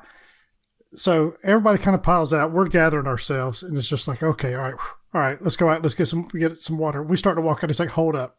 He goes, I don't know what the F you guys are talking about, but y'all need to calm the hell down. So go out, gain your composure, come back in, but I don't want to see that ever again. It's like, oh, you should have came back and said, but it was inverted. Right. I've made some of the best friends in my life just by quoting movies and then them getting it. And it's like, now we have a conversation. Now we have a connection. Now we have a bond. Brian Absolutely. and I mean, that's how we connected. So, I mean, it's one of those things where when people can relate to the same things you love, I mean, it's easy to love them back. You know what I mean? I mean, absolutely. People are always searching for people that enjoy things that they love. Don't get me wrong. I'm glad when, like, if Brian enjoys something that I've never heard of or I might not normally like, if he recommends it, I'll check it out just because I know his taste. I know if it's going to be, there's a better chance that I'll like it because that's what those kinds of friendships create. And that's also why people love movies. Absolutely. And vice versa. And it tells you something about that other person. I think it's like, if that person appreciates this kind of humor, okay, they're good people. Yep. And that your jokes are safe to pass back now, there. Oh man, that's exactly. helpful. That's definitely helpful. I've been playing nice. Now I can let loose a little bit. Yeah, I can tell if someone tells me I didn't like Fletch, I can't really be myself around them. Yeah, it's nothing politely personal. excuse myself from the conversation. Yeah. Or be very polite. Like, oh no, hello, how are you, Chad? Because they're named Chad. No offense to any Chads out there, but you know it. Amanda, did you have anything else that you wanted to throw out? Yeah. So another, I guess, section of my love of movies relates to my youth obsession. And this is more when I had an innocent period of time. And so movies like The Parent Trap. Were you 8? Probably. But I was younger watching horror movies, so I don't really know what this is about me. The Parent Trap, the 90s one, just because I was born in that time. The Little Mermaid, Free Willy, Miracle on 34th Street, Land Before Time, Never Been Kissed, Toy Story, Sleeping Beauty. All of these movies were just enchanting to me for one reason or another. And especially when you talk about like the Disney classics, I feel like that's an integral part of every kid's childhood. And if you somehow missed out on those Disney classics like Sleeping Beauty or The Little Mermaid or The Lion King and stuff like that, I mean, I truly feel sorry for your entire life, because it's just... Wow. It's a part of, at least for me, it was like generations upon generations have been raised on those movies. Like, it's not something that just, they started in the 2000s or something. Some of these movies go back to the 60s and 70s, and they just continued and continued and continued. And actually, like the 40s. Yeah. 30s, 40s. Yeah, some of them do go back that far. But I mean, they start in one time period, but that's not the end for them. It's just they become a core piece of growing up. Like, even think about Toy Story now. That came out in, the 90s? But I guarantee you every kid now is, like, being raised on movies like Toy Story and movies from Pixar, stuff like that. Good call. A couple more I just want to throw out real quick. These are my adventure movies, but Indiana Jones and the Temple of Doom is one of the first movies I ever remember seeing with my entire family. And I mean, my uncles, cousins, mom, grandma, I think was there. And it was amazing because they were all out there because I love Indiana Jones. I love Raiders of the Lost Ark. Aww. And I was going to see the Temple of Doom, and they wanted to go with me because I was so excited. I mean, I don't know if I've ever been as excited about a movie as I was for that movie in my lifetime. And I've been pretty excited about some shit. But yeah, I was bouncing off the walls. I mean, I tried to swing from trees. I hurt myself a lot. But so stoked for that movie. Yeah, if your adult injuries are any indication of how much you hurt yourself as a kid playing around, jumping, swinging from trees and stuff, then yeah, I can imagine you probably hurt yourself real good. Yeah, healed a lot better back then, though. Boy, it bounced right back. Absolutely. But those were fun, and it's, I know there's a lot of, I think we even discussed this a long, long time ago about how. I think it's when you see these movies, when you're a certain age and they have a lasting impression on you. But there was something about that I'll just say 77 to like 88-ish time frame that movies were just really doing things differently than had been done previously. Mm-hmm. And when you go see that movie, and again, you weren't getting a text alert saying, hey, the new trailer dropped for this movie that's coming out 6 months from now or a year from now. You were reading the newspaper in my time. Yeah, you were looking exactly. for the you time. Were the show you were times. looking for the time. I was like, okay, let's not do the 1 o'clock, but hey, let's or let's not do the 4 o'clock. Let's do. We can either do the 1 o'clock or like the 7 o'clock. Oh, it'll be really crowded for 7. Yeah, let's go early. And then you get there early and you're still standing around the back of the theater because you're everybody else is there as well. And you're waiting in line because they had one theater that was playing it, maybe two. Yeah. We had a dollar theater, and it was not. I mean, you think about the value of that, and I'm not very old, so under 30 years, and a dollar theater. But you're getting there. You're going for sure, but like the things that happen in that theater, I reflect back, and I'm like, who let us go inside this place? It's like, this couldn't have been great. I just remember everything always being sticky, and I never questioned. I never questioned what happened in this theater. The foam and the armrests have already deteriorated. You feel your arm sink into it. It's not just and you feel the frame of the armrest, and it's got holes and stuff patched in it. The seats aren't even bolted in; they're just sitting on the floor. Right. Yeah. It's like some theaters, if you go in and eat popcorn, if it falls on your seat, you'll probably pick it up and eat it because 5-second rule. But in those theaters, No, that's contaminated. It's questionable eating it out of the bucket. I agree. Yep, I agree. And we're like, where'd you pop it? Can you show me the popper? Can I see the popper? Right. I want. Please fill it up from the popper. Do not hand me something that's already prepackaged. Some other adventure. Return of the Jedi was a huge one. That's the first movie I remember really waiting in a huge line for. Mine was Empire. Oh, was it? Yours was Empire? Mm-hmm. For me, I don't know about you, but we saw it at the mall because malls were a big thing back then. And you waited, it was like an hour and a half, 2 hours. I think I waited to see it. Same for you, or? Mm-hmm. Oh yeah. This was I can remember standing behind the building. It had, of course, the entrance is in the middle of it was at the mall, but it wasn't inside the mall. It was an offshoot building. Okay. That was like across the parking lot, but it was in the back. And yeah, it was so the entrance was in the middle. It was all the way down the if you're facing it was the left side, then through down the width of the building and about a third of the way back. And yeah, and you just stood there. I mean, it was like waiting at Disney World or something for Space Mountain. Yeah, it's like we've done it. We've all done it when we went to South by Southwest because that's kind of how the theaters and the movies are there. But man, I mean, going to an actual movie these days, I've never had that happen since then. It just doesn't, you don't need to. You've got 47 shows of everything. And I kind of miss that. I don't want to do it every time, but when you get like an event, like Endgame would have been awesome to wait in a line like that. Like, you know what I mean? Right. Well, you're standing there with like-minded people. Oh yeah. And you're all excited. You're all excited for the exact same thing. And again, it's that there is an energy, and this is why concerts are big, and honestly, in churches, and it's the same thing. You kind of build off of each other's energy and excitement about a common thing. And so when you're all getting amped up and you're getting closer and you're getting closer and next thing you know, you're 25 feet from the ticket gate and you're like, all right, how many we getting? So that's good. All right, guys. Any last mentions you want to mention, Brian, before we move on? Monty Python and the Holy Grail.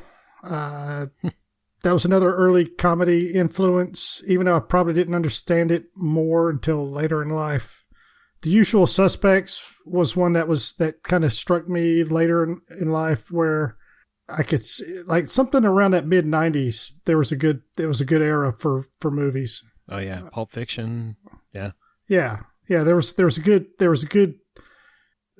a very positive shift in storytelling, and yeah, I guess we'll call it that.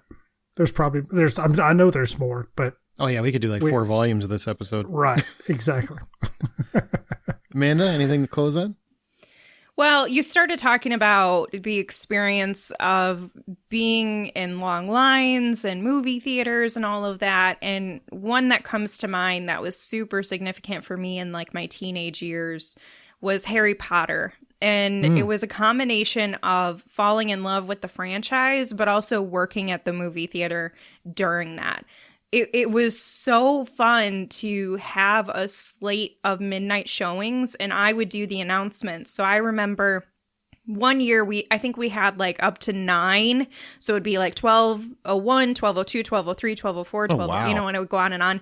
And my responsibility was to hop between all of them at their start time. So I had like a minute to do my announcement in front of the theater, run to the next one, do my announcement, run to the next one.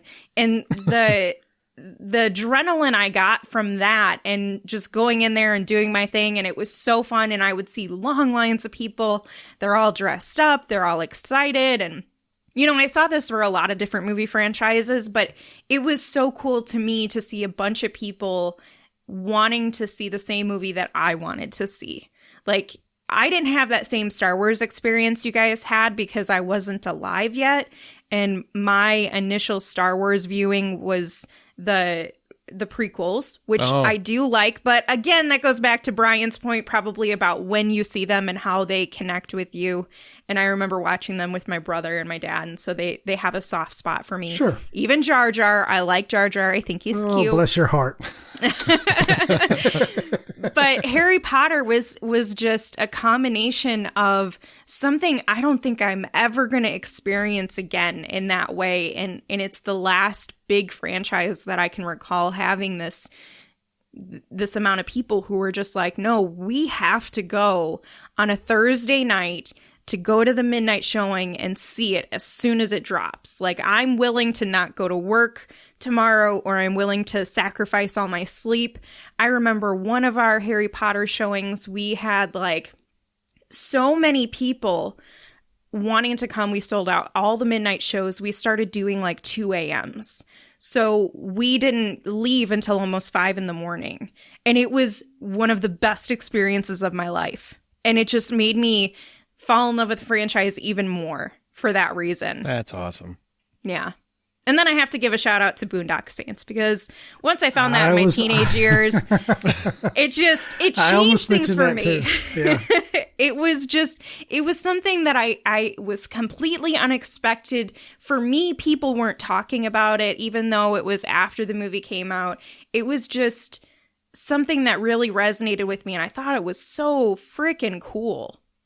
Yeah, to this day, it's still my favorite blockbuster find, where you just pick a random movie, like, all right, this looks good and this looks good, and yeah, and that was one, and it's still my best random pick ever. That would be fun. I would agree That would be a with you. fun topic someday. Your best blockbuster find, because man, so many people wouldn't have. Well, any. don't call me for that one. I just spoiled it. So. Yeah. My last one I want to mention is going to seem super weird. I thought because it's Boondock was your last one. This is like no. your third This and is my one. last one. Lady in the Water, my most hated movie that's ever existed.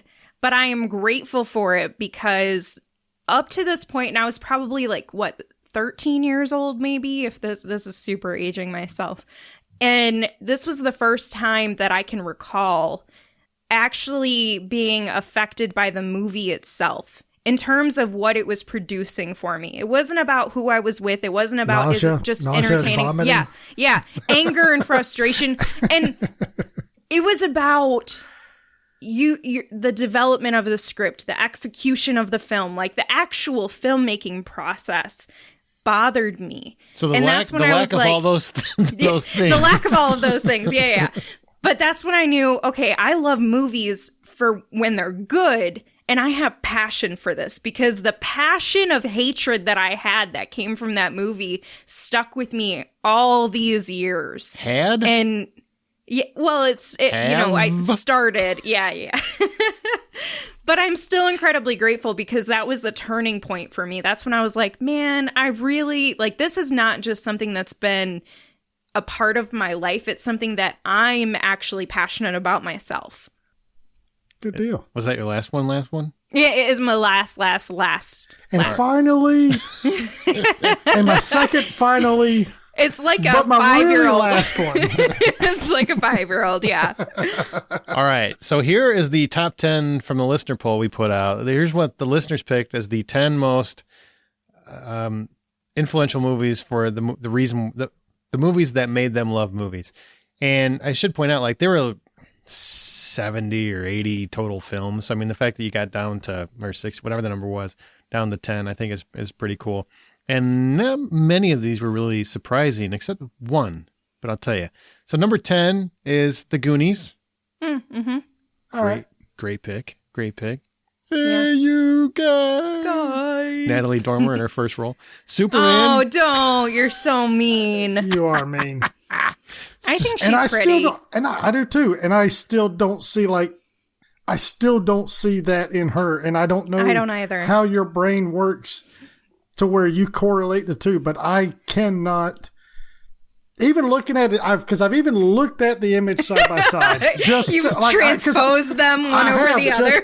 Yeah, just to be like, I'm in your head. I'm in your head. You know, if there's like, yeah, it's just one of those, it's not that I don't get it, but I don't get it. You know what I mean? It's like, It works for Okay. me. That's all that matters. I mean, apparently, but yeah, Aaron, I don't see it. I mean, if she ever called, I would apologize ferociously for ever making that joke, but I'm not going to let it go. I'm just not. Aaron, All I've right. seen your wife, so I know you can recognize beauty, but like how you get Thank you. so far off She with this obviously Natalie can't. Dormer.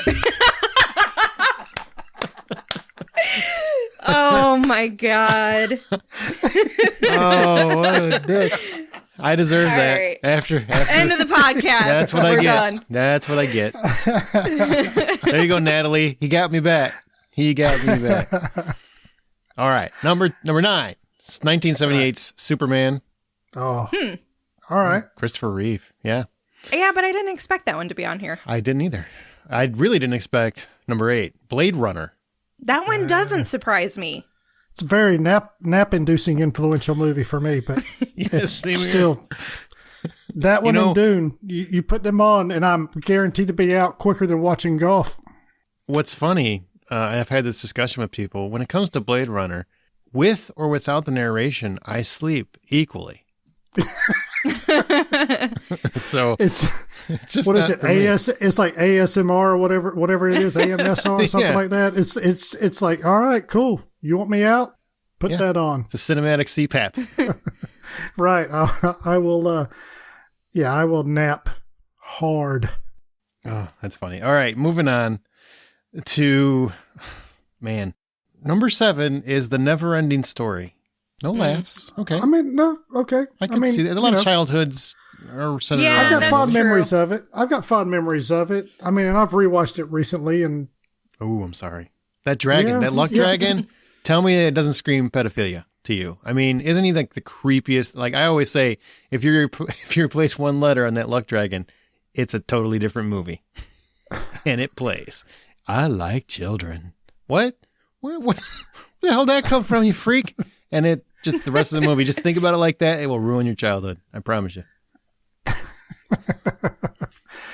nah, it's what is it? The horse scene in the mud. I think that's really it. After that, it's just kind of like it's like an emotional thing, Yeah. and then after that, it really kind of loses me after that point. But All right. Top 6. Here's where I think it makes a lot more sense to people. Jurassic Park, number 6. That's God, Okay.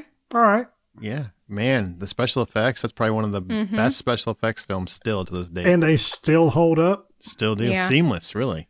Yep. Man, it's like a fantastic man. When they get out of that, when they first get there and they're looking out over that vast mountaintop or whatever you want to say, that gets me every time. Like right in the feels, and then the music swells up. Oh, so good. Back to the Future. the Yeah, movie, that one deserves it. timeless. Yeah. Yeah. Timeless. I'll tell you, when I was in film school and I was in my screenwriting class, and I've never had a stronger appreciation for a script than Back to the Future. Like that was Really? Yeah, because all of the effort, I mean, think about time travel movies and how convoluted they are and how difficult they are to make sense to audiences, or they don't get so consumed in the actual time travel, the nuances of it. It all just seemed so seamless. It transitioned well, and audiences weren't fixated on the time travel piece of it. Like, how does the science work? It was, okay, fun movie. I'm going to enjoy it. But it was so well Sure. done. And you think about how difficult it is to develop a script like that. Nobody has been able to produce a time travel script like that ever since. And to do it 3 times where they're all interrelated. Yeah, So absolutely. I'm still saying if my mom was Leah Thompson, would have been a different movie. All right. So, you would have brought in that luck dragon, huh? all right. Number 4 is The Wizard of Oz. That's a great Oh, pick. Oh, that man, is a that's great one. One of my mother's favorite movies. And I remember we would watch it all the time when it came on TV. And there's just sheer imagination in that movie. Sheer imagination. No money, and it still looked great. that's a great pick. That was the only play I was ever in, was about the Wizard of Oz. So we're just going to make it all about you. Is that what we're saying? Yeah. Yeah. Just for a minute. Because that's what we're talking about is theater at this point. Listen here, Brian Williams. Childhood theater, it's okay. Great. You did a 7th grade rendition of Wizard of Oz. I was like in probably 4th grade. Even better. Top 3. Just kidding. We've pretty much talked about these, but so it's really no surprise. But number 3, Jaws. I think Okay. that's no surprise. It's amazing to me I'm how surprised many. it's not number 1. I'm not surprised it's not number 1, but I am not surprised at how many generations I keep finding that one. That one. Speaking of timeless, my God, that's from early 70s, and it still plays perfect. And when you think about what actually happened to make it work the way it did, the behind the scenes of the shark itself. The fact that it didn't work at all. I mean, the cultural impact, the cultural impact that like it had in some ways has continued to have, just affected people's vacations. Yeah. I mean, it's Still does. Yeah. I mean, it's again, whether they're making jokes or whether they're physically scared to still go in the water, their fear of sharks is because of this movie. Nobody was scared of sharks before that. Yeah, nobody even thought about them. You know why? Because they've really only hurt like 6 people a year. But because of this movie, we think it's millions. It's every time you go in the water, they're just waiting for you to show up.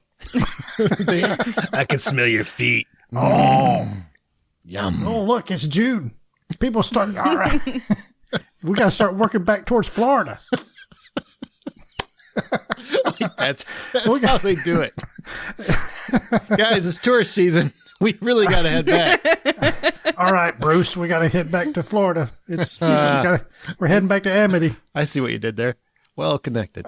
Uh-huh. Number 2, Raiders of the Lost Ark.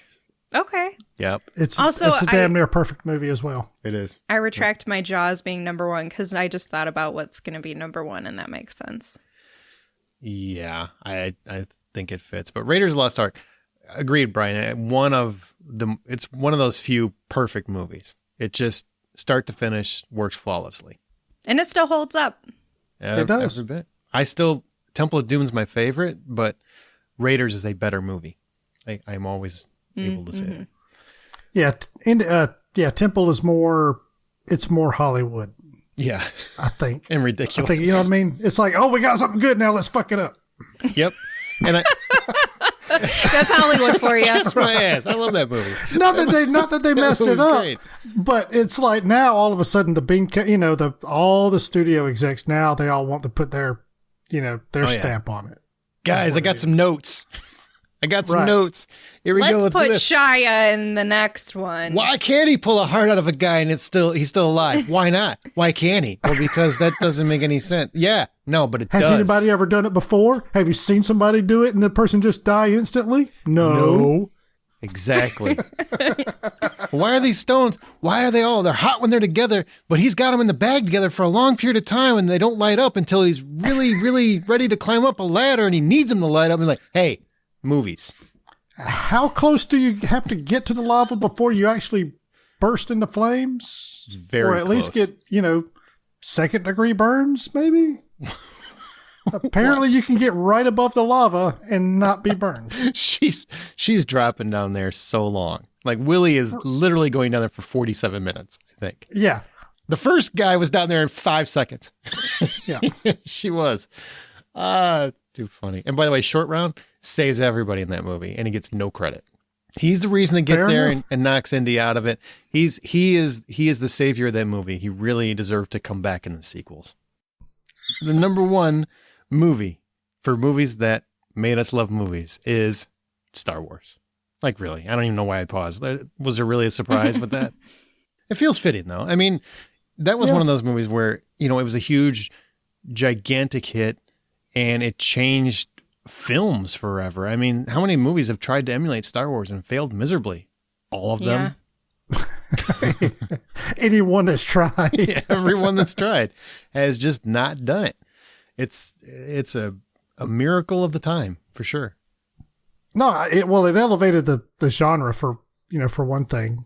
It just really showed what can be done with movies. It made every other studio, including their own, kind of up their game at that point. it's just one of those landmark movies that comes out every so often. Mm-hmm. And that's, not much, not much you can say about it. But also there's so much you can say about it. Yeah. Oh, great topic, guys. Now we've got some upcoming releases real quick, and then we'll close the show out. But before we do, we've got an ad for you from Rob the Internet Guy. And if you don't know, Rob was instrumental in the Hollywood Outsider's early success and development over the years. He actually taught me coding so I could develop the website and go from there. And he helped me build the original website many, many years ago that became the website it is now. And he's been helpful over the years. So he started a YouTube channel. I want you to hear about it and Woo woo. just go over there and give him a couple clicks. Help the guy out because he's trying to launch this new platform of his. And I hope you enjoy it. Here's Rob the Internet Guy. You love movies and entertainment, right? And what goes better with that than beer? Do you want to know more about craft beer without all the pretentious beer snobbery? Then tune in to Rob from the Internet Talks About Beer, where we discuss beer styles, tasting notes, have engaging conversation, and fun. That's Rob from the Internet Talks About Beer, premiering May 1st on YouTube. Okay, man, we got some upcoming releases. Then since John wasn't available at the last second, you get all of them. Have at it. All right. Well, the good news is they all come out on May 7th. So Wrath of Man is the first one coming to theaters. It's Guy Ritchie's latest. Follows H, a cold and mysterious character working at a cash truck company responsible for moving hundreds of millions of dollars around Los Angeles each week. And H is played by Jason Statham. So Jason sure Statham. to be enjoyable. Yeah, thank you. Thank you. You're welcome. The next one comes to VOD. It's called Initiation. During a university's pledge week, the carefree partying turns deadly serious when a star athlete is found impaled in his dorm. The murder ignites a spree of sinister social media messages, sweeping the students and police into a race against time to uncover the truth behind the school's dark secret. Then also on VOD, we have The Paper Tigers. 3 kung fu prodigies have grown into washed up middle-aged men. Is this about you guys? Yes. Now one kick now one kick away from pulling their hamstrings. But when their master is murdered, they must juggle their dead-end jobs, dad duties, and old grudges to avenge his death. That sounds amazing. I mean, the rest of it sounds legit, but we ain't watched up yet. And the last one is actually a series which is premiering on Netflix, also on May 7th, Jupiter's Legacy, written and directed by Stephen DeKnight, producer for Angel, Daredevil, and Spartacus, and the writer of Pacific Rim Uprising, if this helps you with your decision at all. The superpowered children of superheroes struggle to live up to the legendary feats of their parents. It stars Josh Duhamel and Leslie Bibb. And Josh has the worst wig I've seen in a long time. Oh. Yeah, it's kind of bad. Unless he grew all that hair, in which case, good job, I guess. But it looks like Fergie's wig. Like he stole a wig from Fergie's house, and he's wearing it for this show. That's what it looks like. But he's actually in the, it's one that I actually saw at South by, the one that was directed by Giancarlo Esposito. The show? Which is actually pretty good. Yeah, that's it. Okay. Yeah, that's very good. Check that out. The show? Okay. Is that it? Yep. I'm pretty sure it's called The Show. Yep. Yeah. And he's a super nice guy, by the way, just so you know. You just really want to throw it out so you can say I met the guy, right? Sure. But actually, no, but I saw it just the other day. I was flipping through and it came up as a recommendation or something like that and was like, what? You know, it's From been 2017. Right. Yeah. Yeah. And so it's funny, like just now that these movies that we saw 3-4 years ago are just now coming to public view. That was a great movie. It really was. Really underappreciated. All right. Any recent film or TV recommendations we haven't already talked about? Brian, you're a guest. Anything you've watched recently that you want to give a shout out or tell people to check out? Gosh, I've been rehashing old dependable stuff like Justified. So if you like the supernatural weird stuff, the Skinwalker series on Hulu was pretty good. The Skinwalker Ranch. Yep. I started watching that, And I've started listening to a podcast related to that story too, and it's weird. It's wild. I watched a movie about it a couple years ago, and both of these are actually on Hulu. And they reference the butthole carving of the animals also. What? Well, yeah. There's rectum carvings and eye carvings out of these animals. I am interested. Yeah. That's all I figured I would have to say to get people interested. So Butthole carvings gets Aaron excited. I'm on board. You know, just when you think you know somebody. No, but it's actually interesting. It was recently purchased by this super rich dude. He's hired a bunch of really smart, like PhDs, scientists, astrophysicists, all these science-based people to come just figure out what the heck's going on. We're not saying that it's aliens or whatever. However, this is going on, this is going on, this is going on. We've got all these phenomena. So we got all this phenomena. What does it mean? I think it's important to note that it goes back for decades upon decades, like back to the 60s or 70s or something. And the government invested millions of dollars into research to the former owner of Skinwalker Ranch, who is also a billionaire. And it originated, like these stories originated from a family who did not try to profit off it. They just like up and dipped out after a couple years because they're like, they I'm just done said, with we this. had enough. You know, like literally all of our cattle are just dying. Oh, that's And there's like certain things that like if you dig on the land like there's reacts. something, there's like a reaction where it affects people and it's crazy. There's some crazy stuff, but there's things that are happening to the animals too. It's a wild story. Yeah, it's again, it's not, you know, it's not trying to prove aliens or Sasquatches or chupacabras or anything like that. It's just saying, hey, look, we've got a lot of crazy stuff going on. We have personal experiences. We've got documented experiences. We have physical evidence. We've set up all these cameras and sensors and the stuff that measures microwaves and gamma waves and all kinds of other stuff. And are just trying to make sense of it. And it's a good thing to remind you that there's a lot of stuff out there that we don't understand yet. And I think whenever the government invests millions and millions of dollars and they keep the research closed, there's reason for further investigation. You know what I mean? They don't give money like that for nothing. Right. Sure they do. That's what the government does. We just give money away. It's our new thing. I will say two animation thing. Invincible wrapped up. It sticks the landing. Oh, yeah. I'm not a fan of the animation style, but the story's great. I am. Okay. Well, fair enough. But it does stick the landing either way. So if you're a fan of The Boys and you also like some animation, I think you should check out Invincible. Don't watch it with your kids. It is not meant for families. Watch it with your kids. Take some chances. Live a little. Let's see what those kids are made of. Builds character. The other animated thing, The Bad Batch, the new Star Wars show, that's basically it's a follow-up to the Clone Wars, I think. And it's on Disney+. I like this animation style. Don't care about the story. So it's like the opposite. I would love to see this animation style with Invincible. I think that would work much better. But it's really about basically a 5 clone team that kind of goes against the grain after the Empire wins, after the fall of the Clone Wars and all that. It's fine. It just didn't really stick with me. I'm not a diehard in those respects. I know a lot of people are probably raving about it. Star Wars can do no wrong, but for me, this one did wrong. I won't watch it again. Oh, Star Wars can do some wrong. You're not allowed to say it publicly, I don't think. Right. All right, Amanda. Well, my recommendation is part of our weekly streaming recommendation, and mine is from Netflix. It's a new series called Shadow and Bone, which is based on a series of books.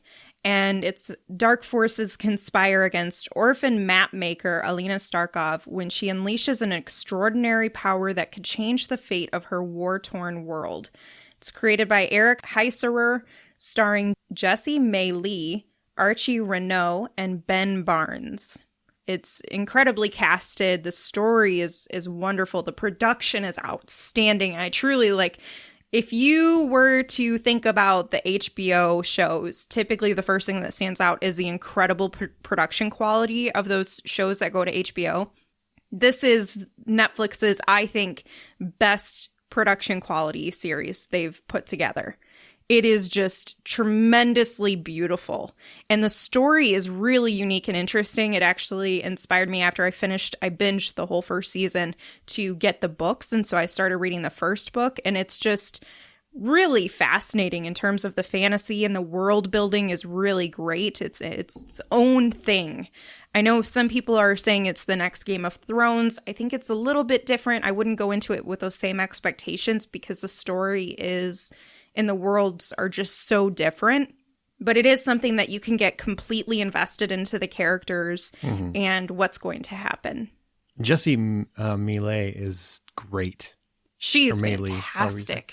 Yeah, she's a great lead actress. And I don't know why, but I really feel like, is Ben Barnes like officially the new Tim Roth, but not as good? Because he's always the same guy in every movie. Like, you just, as soon as he shows up on screen, you're like, well, he's going to screw some people around. The thing is, he's so charming that he makes a convincing enough. Well, this is kind of spoilery if we always say that he's a villain, don't get into it. I'm just saying, like, you can, from the trailer, as soon as I see Ben Barnes, I'm like, because I haven't watched the show, Amanda, so it isn't a spoiler. I've seen 2 episodes and he hasn't done anything wrong yet. But as soon as I see him, he's I'm so like, charming. Bad guy. Gotta be the bad guy. Yeah, Rufus Sewell. Yeah. After the Punisher, I'm Time, just kind of like, yeah. every time you see him, you're just like, yeah, okay.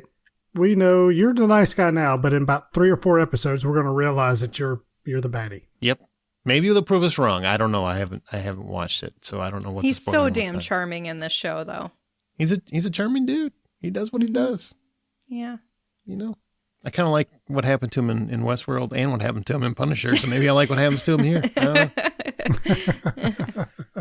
But yeah, I watched 2 episodes too, and it is a really cool show. Great production value. I did have to turn the subtitles on to keep up with it, because there's a lot of, and it's not because it's so much like the words are too big for me. It's the accents are very thick, and it's a lot. Start mumbling. There's a lot of mumbling. Exactly, and it's got a lot of book logic.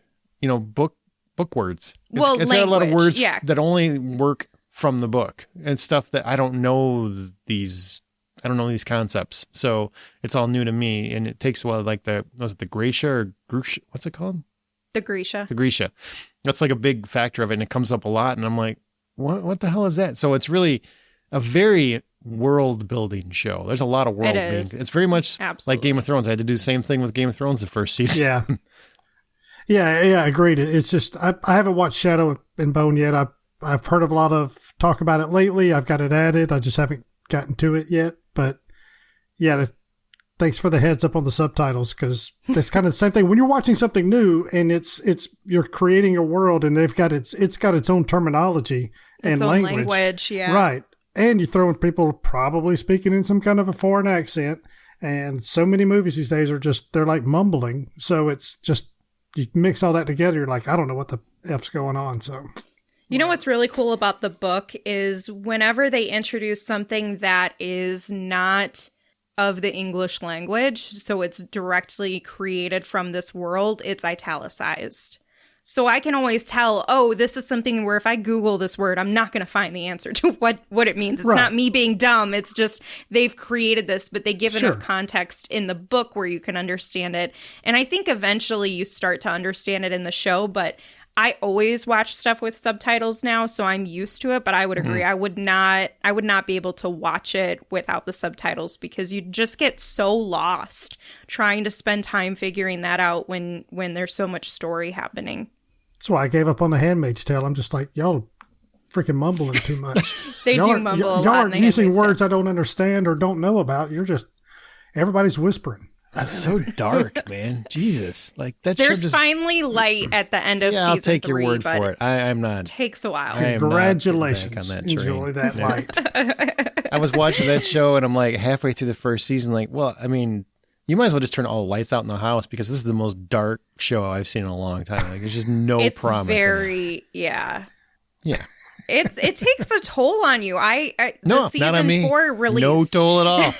Season no toll. 4 Anymore, it released, and I Walked it started off. watching it. I got through the first few episodes they released, and it's hard to get through because there's so much sadness in the show, and even when you feel like there's promise. Now you make my decision. You make me so glad I made the right decision at this point. She literally just said, Brian, she said season 3 ends with some brightness. And then she said, well, they is just released brightness. some new episodes and I couldn't hardly get through it because it was so damn sad. It's so dark and sad. It is, but it does take a toll on you because No, it's it not doesn't. like you get. Stop Sucks watching the it. soul You out of don't ya. get the complete ending of happiness because the show's obviously continuing. You just get a step of something good. And then it's like, I'm God good. damn it, but I'm still having to be sad. I'll be fine. I'll walk this off. So many people say, no, you got to get back in. It's so great. I'm like, it might be great, but I'll never get back into it. I am done with that road. I'm sorry. Yep. Pulled off. Okay, well, share your thoughts on this episode or anything else in our Facebook group, which is The Hollywood Outsider. We're also on Twitter @BuyPopcorn, and our website is TheHollywoodOutsider.com. Rate us and subscribe on your preferred podcast app if you could, please. You can find Brian Williams on Twitter if you want, @BrianWMS, Amanda on Veronica's Marshmallows and Smirk, and @Sinkin' in This, and me on the Blacklist Exposed and Presenting Hitchcock, and @Aaron Smirks. Thanks, everybody, for listening. Brian, thanks for being here, man. Thanks for filling in. You came in literally last minute. I mean, there's not much more last minute you could have gotten. Right. I had to extend the start time, apparently, just to give me time to find everything to connect to get back on this. So, but it's my pleasure. It's my pleasure. It's always good to hang out with you guys, get the dream team back together for a little while. Yeah, the dream team. Brian is officially the red wire in every action movie you've seen where you down to the wire, you got 5 seconds left. Cut the red wire. That's right. Captain Clutch right here, baby. Woo! Well, thanks for doing this, Amanda. As My always, pleasure. thanks for being here. Of course. May the 4th be with you. It's by the time I listen to it, it's Hey, past let me that. finish though, Okay. and enjoy your Revenge of the 5th and Happy Cinco de Mayo. It's still going to be after that, probably when most people hear it. Then that's on them. You should have listened to it sooner. If you subscribe and you set alerts, then you get notified the instant the episode goes up, which means you won't be late. Well played. All right, I'll take that. And remember, the next time you go to a theater, which is opening all across the world at rising capacities. Thank you. Buy popcorn.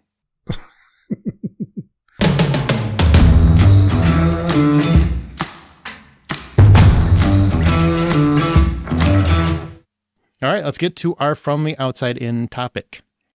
Brian, you can come back now. Yeah, okay. He's been here. He's just been I'm drinking. listening the whole Oh, okay. time. All right. I got it. You're such an idiot.